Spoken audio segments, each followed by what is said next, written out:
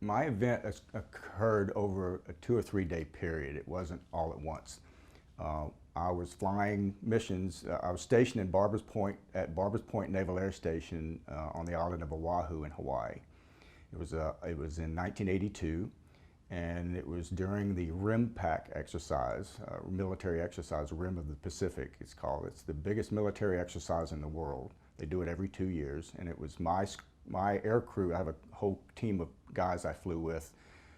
We were on Crew 6, Flight Crew 6, so it was our turn to go fly a mission. And it's a long-range patrol airplane, so we were going out for a 12, 13-hour flight. And so this is a big 4-engine heavyweight turboprop airplane that weighs over 70 tons. And so we took off and had full load of fuel. We were at max allowable takeoff weight.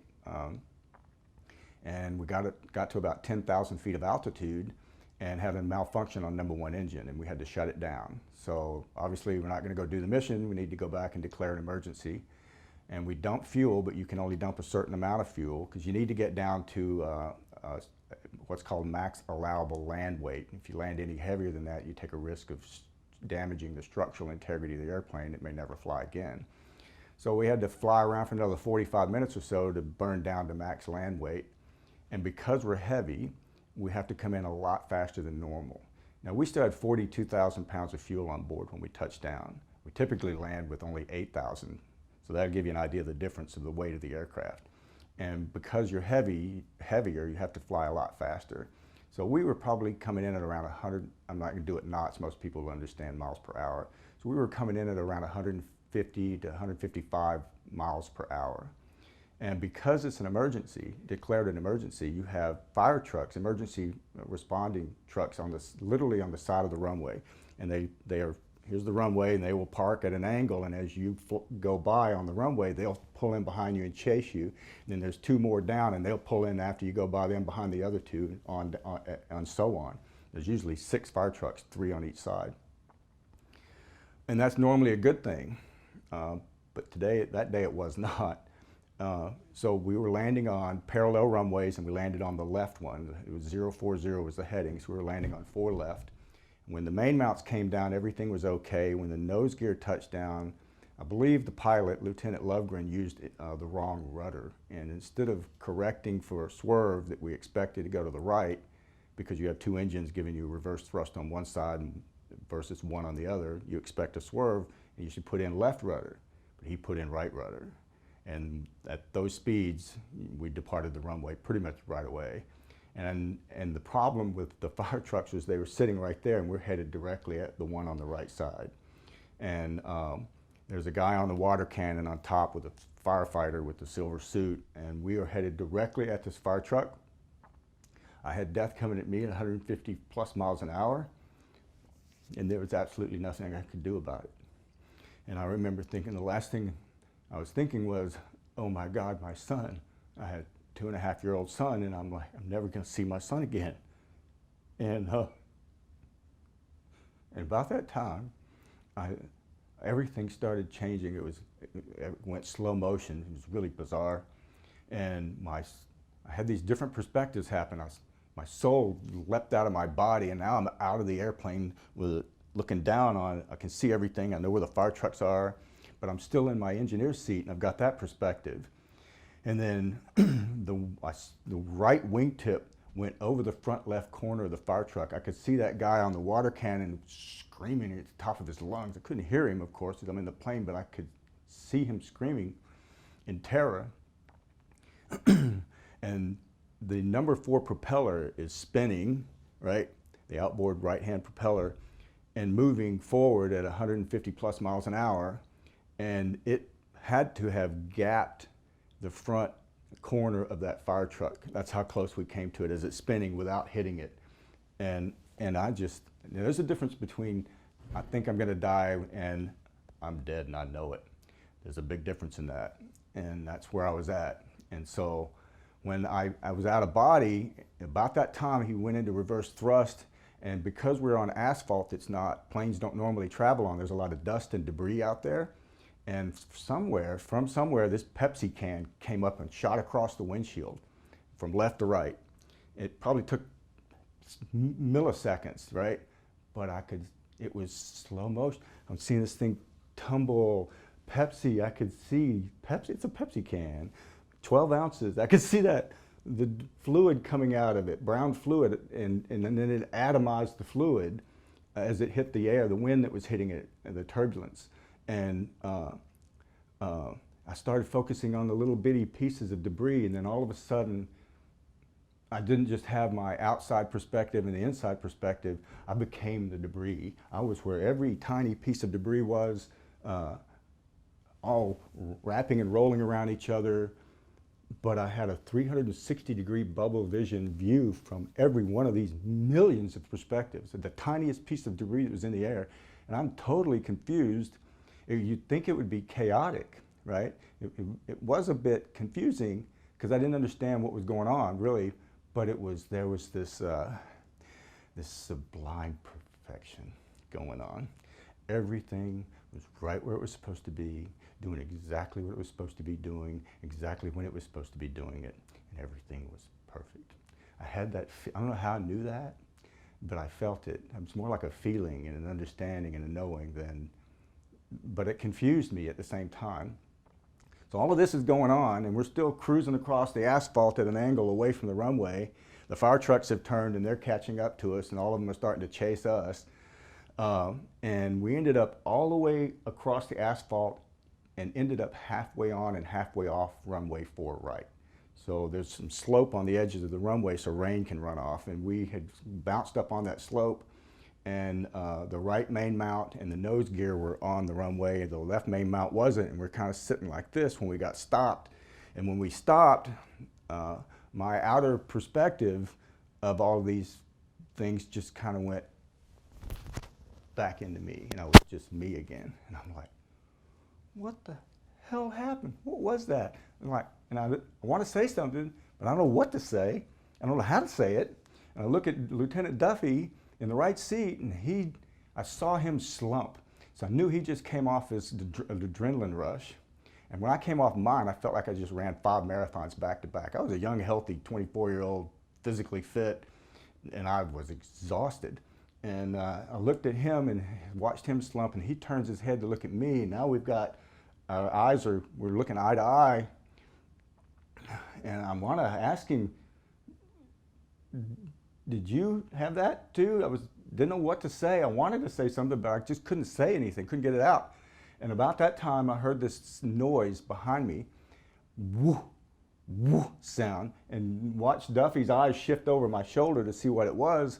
And I turned my head, and Lieutenant Lovegren, the pilot, I love the guy, he was a great pilot, but he gooned the landing that day. He's in stress still, and he's white-knuckling the yoke, and he's looking straight ahead, and he's trying to say something. You could see the stress in his face, and he couldn't get it out, and he's going, woo, woo. And he finally goes, what the did I do wrong? You know, it's like I just couldn't believe that. And then the fire trucks caught up to us, and we sat there for a few minutes trying to determine if everything was okay, if the plane was damaged or whatever, and it wasn't. And we added power, pushed the power levers up, and got up on the runway 4 right and rolled out and went to the hangar. So I literally made one approach and one landing in a 4-engine heavyweight airplane, doing a 3-engine emergency landing, and I used 2 entirely different runways to do that with, and I don't ever want to do that again. And then the next day, the commanding officer took me and the Lieutenant Lovegren back out, and we just went out to go shoot touch and goes. And back then, post-traumatic stress wasn't even a term. It didn't exist yet. And so they wouldn't do this today because they'd put you through psychiatric evaluations and all that if you had an incident like that. But back then, they didn't do that. The skipper took us out, put us back in the saddle, let's see if we can go handle it. That's kind of how they did business back then. And I just didn't even consider it would be a problem. And so on the first approach, I have a 180-degree commanding view of the flight station because my seat is in the center seat facing forward, and I can see all of it. And so I typically sit up, and then one of my jobs is if there's an emergency or something on the runway and we have to wave off at the last minute, my job is to be ready to push the power levers to wave off. And I started panicking. I could not look outside because this is the same view I had the very day before, right before the incident. And I didn't even know what was going on. I had anxiety in a big way, and I did not, the skipper, my commanding officer, was sitting right next to me, but he's a little bit after me, just with the way our seats sit. And I bent over and put my hand on the power levers because I couldn't look outside, and I wanted it to look like I had my head in the game and I was doing my job, when what was really going on is I was freaking out. But I didn't want my skipper to know, because I knew if he knew, I'd never fly again. And after 3 or 4 landings, I had to convince myself, like, Tony, you've done thousands of landings, you got over 3,500 hours flight time. It's probably never going to happen again. You need to get your head in the game and get back to work. And I had to work through that, and after a while, I was okay. And I never had that issue again. But then the next day, on Wednesday, it was in the evening, and I think what happened in the airplane kind of prepared me or opened a doorway or something. I don't know how to explain it, but they're related. I know that, I just don't know how. And I was watching television, and we were watching a show called That's Incredible. And they had a guest on there called, his name was Leslie Lemke. You can probably look him up on YouTube. He's still on YouTube. And he had no cognitive skills beyond that of a one-day-old his entire life. And this woman had adopted him. And so she heard music late, and the reason he's on the show, they had heard music in the middle of the night one night, and she went downstairs to turn off the radio or TV. That's where she's thinking, here's Leslie playing the piano and singing gospel music with a sweet voice. And then they brought him out and introduced him, and he did that. And I was just, he had what I call a hauntingly holy voice. It just penetrated my heart, and I'm like, I'm seeing my first miracle. I knew it. I now know everything's a miracle, but I didn't understand that at 24. I'm thinking I'm seeing my first miracle. And so I went to bed that night, and I said a simple prayer of gratitude, thanking God for just genuine gratitude in my heart of letting me see a real miracle. And then I added the words at the end of that prayer, and I just said, and Lord, it'd be nice if you could do something like that for me someday. And you don't expect anything. I mean, why would you? You know, it's just a little prayer that lasted maybe 10 seconds in your head.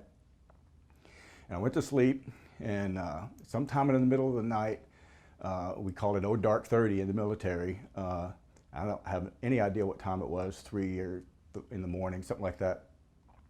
All of a sudden, I had an instantaneous shift in consciousness. I didn't go through a tunnel, I didn't die, I didn't do any of that. It was boom. Next thing I know, I'm in a black void, and I'm seeing this golden white light, beautiful, magnificent, gigantic, pouring out energy and light and profound unconditional love that was hitting me, filling me up, and it was powerful. The power that, and I knew I was in the presence of my Creator. I knew it, and the love was unbelievable. It's infinite power that love controls, and I knew that if this being did not want me to exist anymore, in half a thought I'd be gone forever. But there was this feeling of benevolence, no words were spoken to me. This was all done with energy, of emotional energy. I can't explain it. I don't know how to explain that, but that's what was going on. And the benevolence was equally infinite, and was letting me know how precious I was to this being. And I felt like, this is the best analogy I've been able to come up with yet over the decades. It felt like it was the end of the life of the universe.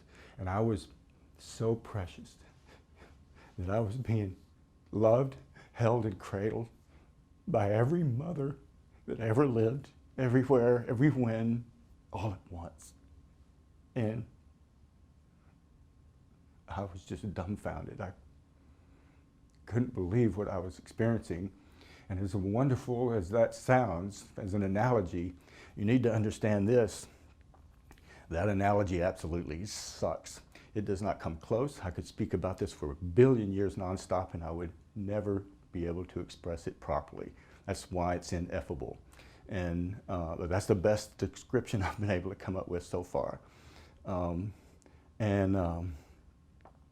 I said 3 words in just dumbfounded awe of what I was feeling and experiencing.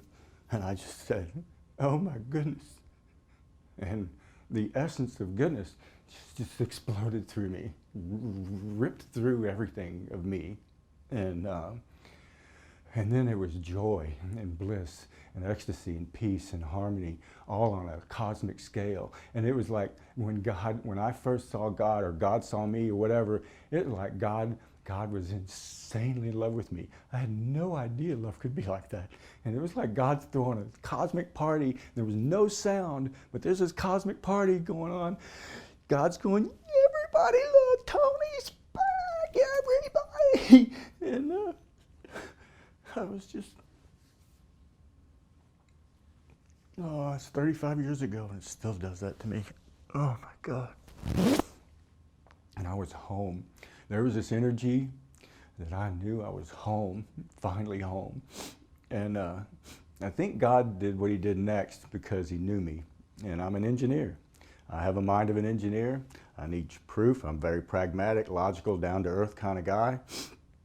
And if he had not done this, what he did next, I would have probably written it all off as just a dream.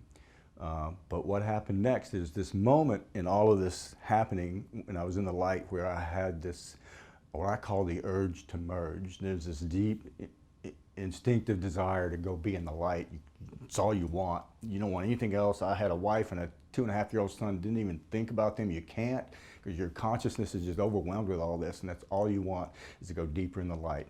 And when that happened, I physically sat up in bed and had my arms out. And when I opened my eyes, and my face is all wet, and then and I'm looking at the foot of the bed, at the wall at the other end of the room, and there's no wall. The light is in my bedroom. God's in my bedroom. It was like 1 billion stars lit up the room, and I could see my wife's feet out of the peripheral vision of my eyes, and I knew she had her back to me. But I'm thinking, how can she sleep through this? It's like bright as it can be in here. How can she sleep through this? And then I went, this is real. I had enough time to think, this is happening. God in my bedroom. This is real. And as soon as that happened and I knew it was real, I was saying it in my head, it was like a 10-foot circle, no wall. It all went, not in an instant, but it came down and just kind of went to the center from the outer edges and just went away. And I just went, no. I just lost the greatest love I'll ever know. It just got ripped away from me. And I don't know why I didn't get to stay. I don't know why it left. I didn't know anything.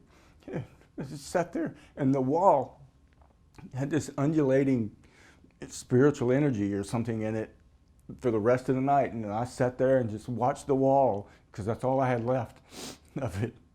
And as the sun came up and the room slowly lit up, it faded away. And then my wife wakes up. She sees me crying. She goes, "What the hell's wrong with you?" Oh, and I just cried. And I was finally able to tell her everything. I think she believed me, but so that next Sunday, that's when I went to the church to ask for help and got none. The guy walked away, just turned his back on me and walked away. And it was a long time before I told anybody else about it. My wife knew, but I never said anything else. But it caused problems. It was very disruptive to my life. It affected me deeply. And everything else in my life that's occurred since then, that's the foundation. There's before the light and there's after the light.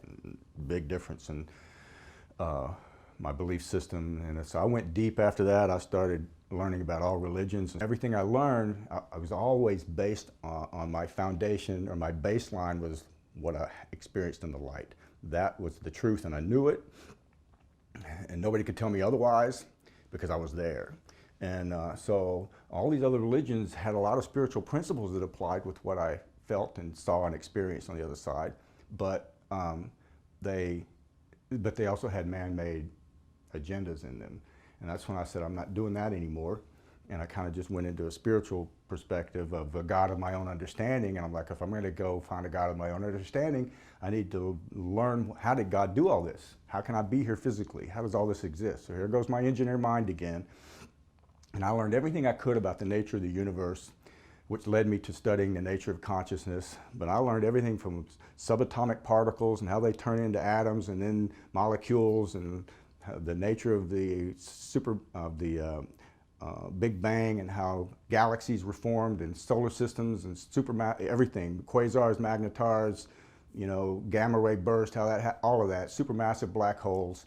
Nobody, no scientist anywhere can tell you how or where subatomic particles, how they pop in and out of existence, or what happens when you cross the event horizon of a black hole. Nobody can tell you that. And only 4% of the universe can we actually detect. The other 96% is dark energy, dark matter, and they don't even really know what that is. So there's a lot we don't know.